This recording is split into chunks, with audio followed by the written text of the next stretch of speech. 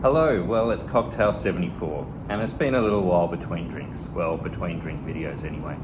And we're doing a cocktail from 1968, so same vintage as me, lost in the 60s. And it's a precursor to the Cosmo.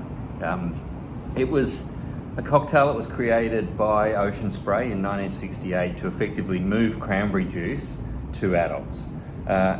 It's a very simple cocktail and probably one of the reasons why it's one of the better cocktails from the 1960s, because it wasn't getting all funky with cream and strange coloured liqueurs. Now you can build this in glass.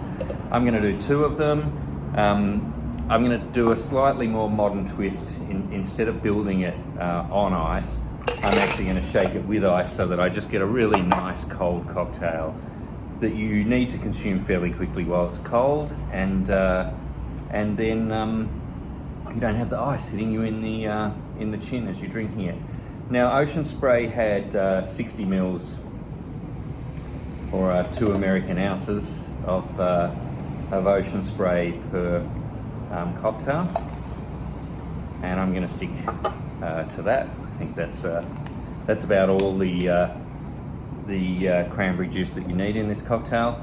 You can make this cocktail with vodka, most people do, but back in the 60s rum was more common, and I think rather than just having cranberry juice and lime juice with alcohol that you don't taste, I'm going to use some white rum. You can use Bacardi or you can use this Plantation 3-Star, and anything from sort of 30 to 60 mils depending on how much alcohol strength you want.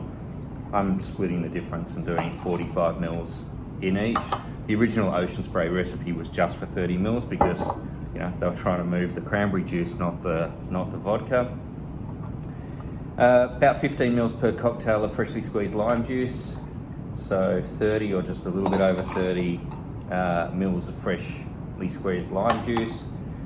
And you can stop there, that's pretty much it. There's an option to add some orange bitters, either the Angostura bitters, but Reagan's number 6 is probably the best commercially available orange bitters around. And this is going to push it towards the Cosmopolitan in flavour, but without triple sec it's going to be a little bit lower on alcohol. So if you want a less alcohol driven Cosmopolitan, this is getting into your sort of territory. So basically 3 dashes for each of the cocktail that I'm making, and as I said, you can build this on ice if you want, or you can make it a shaking cocktail. Now I suggest shaking this for a little bit longer than regulation. I'm going with about 20 seconds of shaking this. I really want this drink to be cold, even though I'm pouring it into glassware that's been chilled as well. This is sort of saving us building it around ice and actually having a fresh, just fluid cocktail ready to go, as long as you don't let it warm up for too long afterwards. And you can feel the shaker getting nice and cold. And you can double strain this if you want, but I mean cranberry juice doesn't actually have any pith or anything like that in it. It doesn't really have a lot of citrus to sort of break down, and the lime was already